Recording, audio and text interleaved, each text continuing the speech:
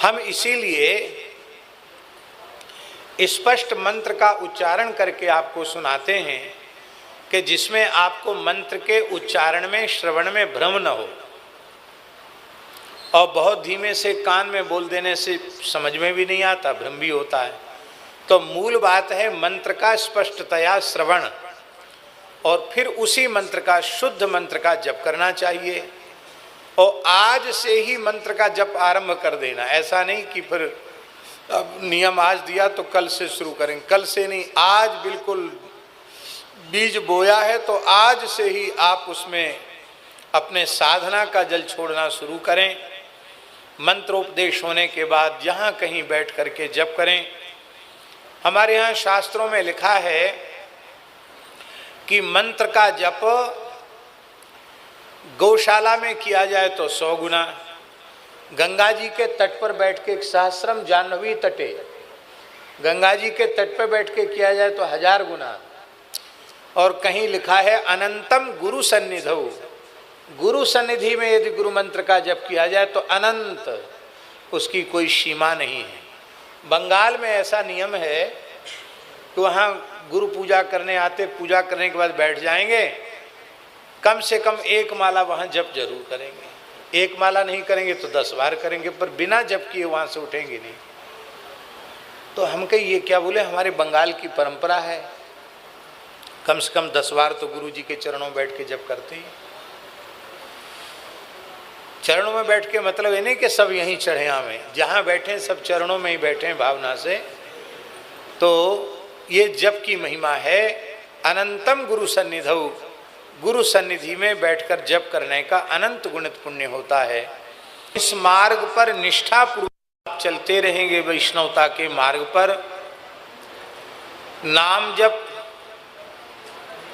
नियमित नाम जप, नियमित मंत्र जप और नियमित श्रीमद् भगवद गीता, श्रीमद् रामचरितमानस, श्री भक्तमाल, श्री विनय पत्रिका और श्रीमद् भागवत का नियमित स्वाध्याय करते रहेंगे। मंत्र जप संख्या जो बताई गई है उसका निष्ठापूर्वक प्रतिदिन जप करते रहेंगे तो यह बात पक्की समझ लीजिए, आपका मानव जन्म सफल हो जाएगा, आपकी दीक्षा सार्थक हो जाएगी और आप सबका यह शरीर अंतिम शरीर होगा। आप सबका यह जन्म अंतिम जन्म होगा। जिन भगवान से बिछड़े हुए हैं वो अपने आराध्य भगवान के श्री चरण कमल सदा सर्वदा के लिए प्राप्त हो जाएंगे। बस बात यह है कि जिस वैष्णव धर्म का आपने आश्रय लिया है उसका जीवन के अंतिम श्वास तक निष्ठापूर्वक पालन करते रहे। हमारा आपका संबंध किस चीज का संबंध है? भगवत शरणागति का संबंध है कि नहीं? वैष्णवता का संबंध है, तिलक कंठी का संबंध है, मंत्र का संबंध है, भगवान नाम जप का संबंध है। और वही आप में नहीं रहा तो हमारा आपका क्या संबंध है? और जब हमारा आपका कोई संबंध नहीं है तो फिर अपने भाग्य से जिसका जो होना होगा सो होगा। इसलिए भगवत संबंध को कभी शिथिल नहीं होने देना है। अयोध्या के भगवत प्राप्त महापुरुष पंचरसाचार्य अनंत श्री समलंकृत श्रीमत् स्वामी रामहर्षण दास जी महाराज, हर्षण कुंज सरकार, उनका पक्का नियम था, उनका कोई शिष्य अथवा शिष्या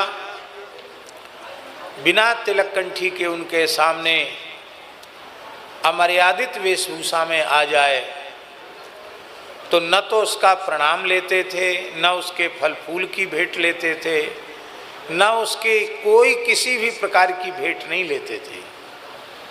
महाराज क्यों नहीं ले रहे हैं? तो कहते हमारा तुम्हारा क्या संबंध है, तिलक कंठी का संबंध है, न तुम्हारे मस्तक पर तिलक है न गले में कंठी है, तो हमारा तुम्हारा क्या लेना देना, क्यों हमको भेंट करना चाहते हो?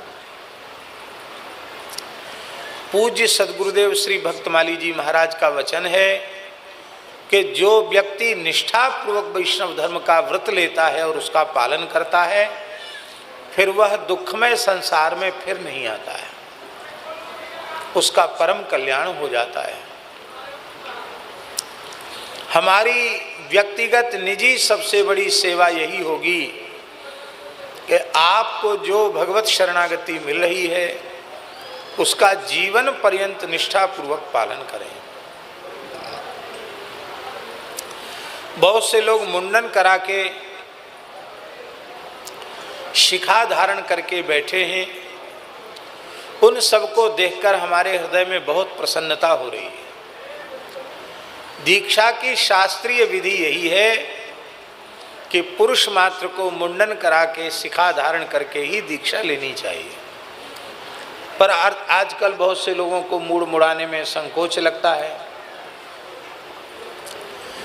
तो संकोच के कारण वो लोग नहीं मुड़ाते हैं। बाकी सर्वोत्तम पक्ष यही है कि मुंडन करा के ही दीक्षा लेनी चाहिए।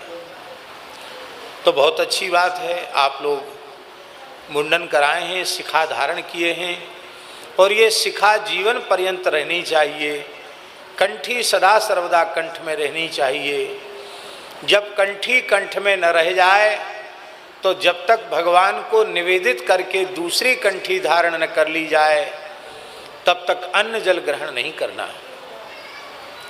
मस्तक पर नित्य प्रति गुरु परंपरा से प्राप्त तिलक ही धारण करना। हमने जो तिलक धारण किया है ये रंग मिलाया हुआ तिलक नहीं है, मूल में गोपी चंदन ब्रजरज ही है, पर भगवान की सेवा के बाद मलयागिरी केशर युक्त जो चंदन है भगवान की प्रसादी, वो हम अपने गोपी चंदन में मिला लेते हैं, तो उसका ये तिलक है। ये बात हम इसलिए स्पष्ट कर रहे हैं कि हमारी नकल नहीं करना,